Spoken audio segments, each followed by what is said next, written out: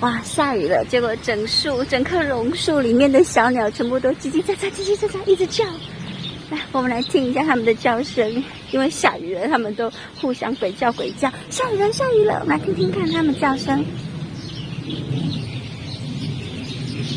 吱，哇，这里到底有多少鸟巢在里面呢？生态自然就是这样，看好多的小鸟都在这里一直叫。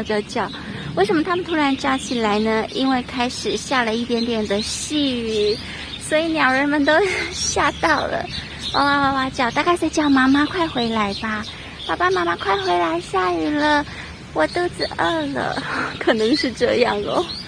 哇，这个鸟好多，叫的声音这样此起彼落，左边、右边、前面、后面全部都是小鸟在叫。